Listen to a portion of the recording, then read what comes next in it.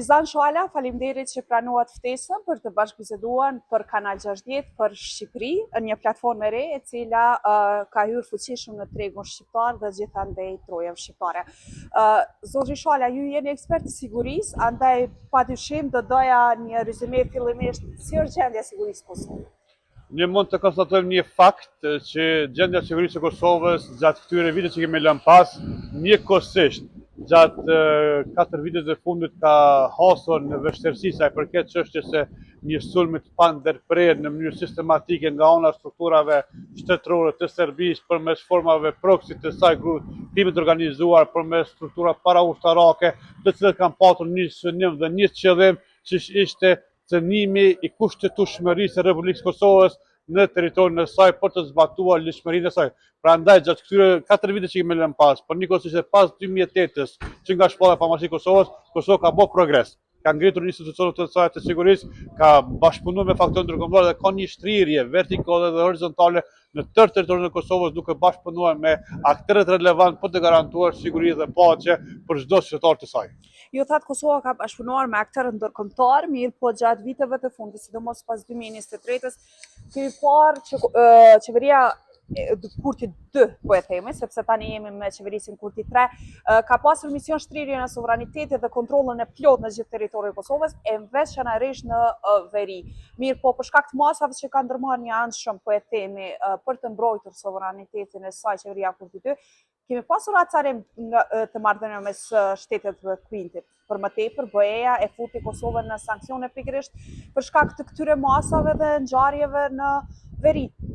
Padyshim çështjet politike do duhet t'i ndojmë nga çështjet e sigurisë, sepse mekanizmi ndërkombëtar në Republikën e Kosovës, po edhe partnerët të ndërkombëtar kanë bashkëpunuar me sektorin e sigurisë, kanë shkëmbyer informacionet relevante, kanë bashkërenduar veprimet e tyre në terren për të parandaluar çfarëdo incidente apo çfarëdo përshkallëzime të situatës së sigurisë. Por ne mund të konstatojmë një fakt që niveli politik i partneritetit tonë strategjik me Kosovën që kanë patur qëndrime ndoshta nga një diametralisht të kundërt në raport me institucionet e tyre, të cilët kanë bashkëpunuar me institucionet e Republikës Kosovës, por që kjo është në fazën e asaj diplomacie që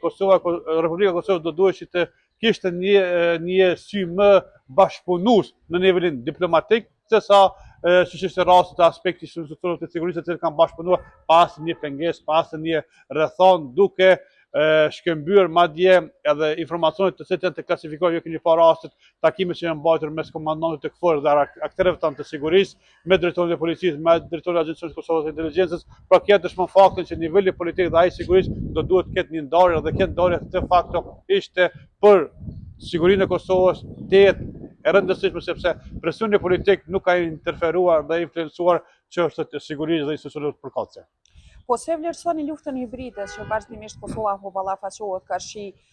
sfidave dhe kërcënimeve që po vijnë pikërisht nga pala serbe dhe ajo ruse? Çështjet e luftës hibride, dezinformimi, keqinformimi, kampanje të ndryshme që Serbia tani më është duke plasuar një platformë të cilën ka përdorur Rusia në Ukrainë, padyshim që është të jetë shqetësuese sepse institucionet e Republikës Kosovës do duhet që të updatojnë pikërisht kërcënimet e reja që vijnë në ambientin e sigurisë. Prandaj lufta hibride në terminologji mund të jetë shumë e re, por metodologjia e luftës hibride është njohur edhe si luftë speciale që ishte zhvilluar që nga 99 në drejtim të Republikës së Kosovës, pra përmes formave të ndryshme, përmes operacioneve psikologjike, përmes goditjeve të formave dhe strukturave të caktuara shtetërore, siç është rasti, ne kemi patur një investim të institucioneve të Republikës së Kosovës e përket bllokimit të 6 programeve të Serbisë, pra çështja e devalvimit të luftës së ushtrisë shqiptare Kosovës, çështja si Kosova është vend prodhuesi i terrorizmit, ndryshimi i narrativës për të intervenuar në Republikën e Kosovës, aktivizimi i strukturave të saj dhe tentativa për të krijuar rrjet të spionazhi në Republikën e Kosovës, qoftë në nivelin lokal apo ndërkombëtar. Pra, kjo dëshmon faktin që gjitha këto elemente përbëjnë pjesë përbërëse asaj luftës hibride, që në formën më eklatante është çështja e dezinformimit, të cilët bëhen të qëllimshme përmes platformave të caktuara, përmes mos verifikimit të informacioneve relevante nga mekanizma të cilët janë garantuar që informacionet do duhet të jenë faktike, pra mediat serioze, njëkohësisht edhe institucionet e Republikës Kosovës nuk kanë patur një vizion të qartë se si do duhet të qasen pikërisht dezinformimit, të cilat është një nga elementet kyçe të luftës hibride në Republikën e Kosovës. Po, ju cekët luftë me spionazhe. Kemi shumë persona të cilët ndodhen para burgim dhe kanë filluar të ngritën akt akuza kundër tyre pikërisht që kanë qenë spion të shërbimeve sekrete serbe. Si po e shihni luftën e Kosovës ka shik këtyre personave, jo nga burimet të juaja, ka jashtëzakonisht shumë agjenta të huaja spionazhe në Kosovë të infiltruar. Çështjet janë të qarta që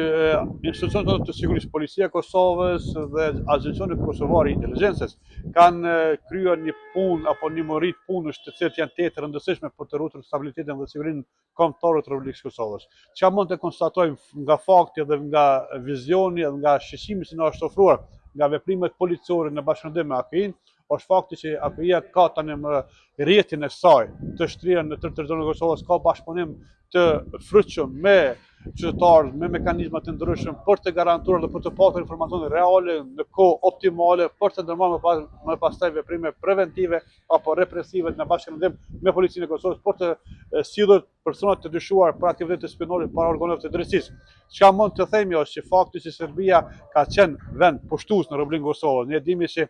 gjatë kohës së pushtimit të saj ka krijuar një rrjet të saj të spionazhit bashkëpunëtorëve të saj dhe her pas here këta bashkëpunëtorë të cilët nuk është që kanë kaluar nga një ligj i munguar në Republikën e Kosovës, ligji i ilustracionit për të përcaktuar çfarë dhe funksionet e çdo qytetari të Republikës së Kosovës në atë kohë që ka punuar në institucionet e Kosovës të asaj kohe në Kosovë për të përcaktuar se a kanë bashkëpunuar kundër interesave kombëtare shtetërore të Republikës së Kosovës kundër popullit të saj, por që derisa në mungesë të këtij ligji të ilustracionit potenciali është shumë i lartë që kemi bashkëpunëtorë të tjerë të cilët tentojnë në forma të ndryshme të aktivizohen nga strukturat e Serbisë për të penguar dhe avancuar Republikën e Kosovës në mekanizmat euroatlantik. Por deri në atë kohë AKI-ja tani më ka një buroj të jashtëzakonshëm për të garantuar pikërisht që rastet e tilla të diktohen sa më parë dhe të marrën dhe ndërmerren veprime konkrete hetimore, njëkohësisht edhe mbledhjes informacioneve përkatëse. Zotri Shala, do doja tani të ndronim totalisht temën nga ato e luftës hibride dhe sigurisë në tërësi, të ndaleshim në fokus të veçantë të Forca e Sigurisë së Kosovës. Para pak javësh në bordin e paqes, Kosova ishte njëra ndër shtetet e para që na shkroi antarësimin e saj dhe po ashtu mori zotime politike dhe obligime ndërkombëtare karshi këtij bordi për të vazhduar pastaj krijimin e shtetit të Gazës dhe ndërtimin dhe ofrimin e paqes atje. Gjatë ditës së djeshme kemi parë një parafrim të afërt të Trumpit me zonjën Osmani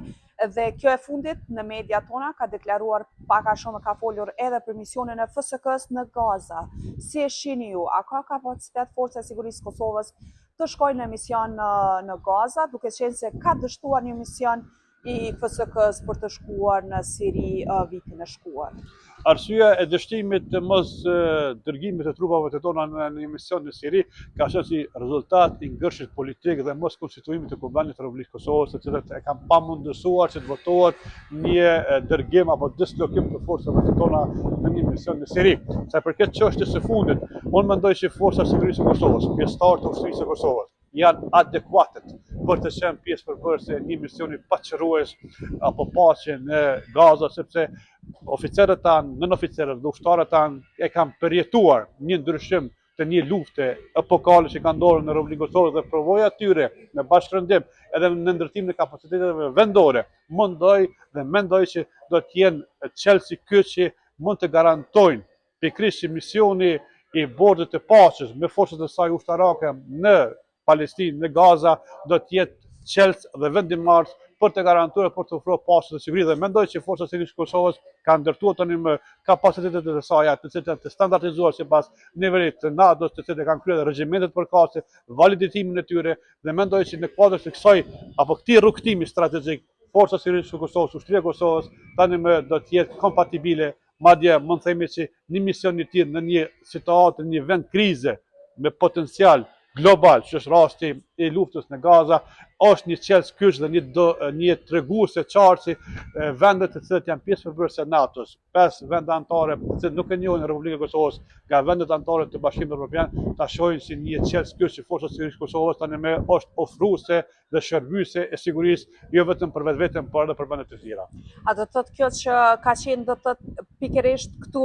poenta me cilën Osmani është dakorduar që të jetë pjesë e këtij borde ende pa u konsultuar me qeverinë aktuale? Unë mendoj që presidentja e vendit ka disa informacione të cilat janë jashtë opinionit të gjerë publik dhe po besoj dhe po mendoj që tani me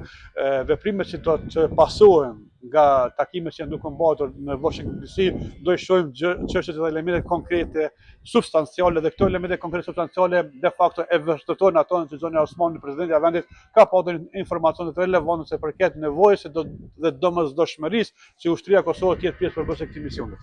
Ju folet për kapacitetet e FSK-s, po çka konkretisht ushtarët e FSK-s mund të bëjnë në Gaza? Kemi një ekip të demolimit që është jashtëzakonisht shumë i mirë, edhe kemi parë edhe ekipin e kërkim shpëtimit. Sa mund të jenë këto njëra nga forcat cilat mund të shkojnë në Gaza? Unë mendoj që ne kemi reporte të caktuara, të specializuara brenda ushtrisë së Kosovës, pra një nga reportet të cilat janë domosdoshmërisht pjesë përbërëse është çështja e demolimit, është çështja e kërkim shpëtimit në rast se do të ketë nevojë për specialistët tanë që të intervenojnë njëkohësisht mbështetja logjistike, sepse Forca Sigurisë së Kosovës ka ndërtuar një mbështetje logjistike pikërisht për të ofruar nevojën e veprimeve dhe mbështetje për ushtrisë të tjera që janë pjesë përbërëse e këtij misionit. Pra, mos harrojmë një gjë, çështja e telekomunikimit, pra Forca Sigurisë së Kosovës ka arritur dhe ngrit kapacitetet e saj të komunikimit strategjik mes regjimenteve dhe njësive përkate përmes ofrimit të një teknologjie të cilën përdorin Shtetet e Bashkuara të Amerikës dhe mendoj që ky sinergji mund të ndikojë jashtëzakonisht shumë që të ofrohet si bazament logjistik ushtria e Kosovës në misionin e cila do të zhvillohet shumë shpejt në Gaza. Përveç Gazës, ku mendon që FSK-ja do të kryente një mision tjetër? Unë mendoj që pas arritjes së marrëveshjes së paqes në mes Ukrainës dhe Rusisë, Forca Sigurisë së Kosovës do të jetë permanente në një mision në udhëheqjen e Shtetit Bashkuar të Amerikës dhe të NATO-s, pikërisht në çështjen e diminuimit të hapësirave ukrainase në luftën mes Ukrainës dhe Rusisë. Këtë jetoni nga burimet tuaja të informacionit apo thjesht një dëshirë juaje? Këtë mund ta themi nga komunikimet strategjike në nivelin diplomatik në Republikën e Kosovës dhe përtej saj. Misioni i radhës i FSK-s po e konfirmoni që mund të jetë Ukraina. Forca Sigurisë së Kosovës pas arritjes së paqes mes Ukrainës dhe Rusisë në leadershipin e Shtetit Bashkuar të Amerikës do të jetë pjesë përbërëse e një misionit e cila ka pikërisht të bëjë me minimizimin e dëmit human, pra diminimin e hapësirave dhe fushave përkatëse dhe ofrimin e ekspertizës përkatëse, pikërisht edhe për forcat ukrainase. Po, të ndalim pak ta prekum buxhetin e ndarë nga qeveria e Republikës së Kosovës për FSK-n. A është i mjaftueshëm ky buxhet që është ndarë? Ne do duhet të analizojmë çështjen e evaluimit dhe nevojave dhe inflacionit buxhetor, por mendoj që buxheti i cili është para 200 milionë euro që të jetë pjesë përbërëse investimeve strategjike për pjesën aktuale, pra për këtë vit buxhetor për njëkohësisht në 4 vitin e ardhshëm do të jetë afër 1 miliardë, padyshim që është në vazhdim në planifikimeve strategjike të cilat ka të bëjë Forca Sigurisë së Kosovës së bashku me Ministrinë e Mbrojtjes dhe është në kuadrantin e përcaktuar të nevojave dhe përmbushjeve dhe obligimeve përkatëse dhe mbushjen e kërkesave të cilat vijnë nga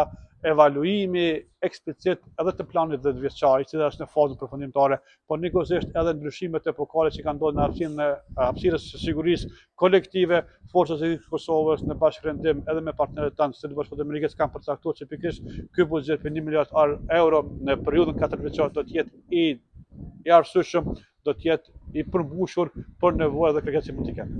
Zotri Shala, shumë faleminderit që pranovat këtë intervistë. Asnjë imja.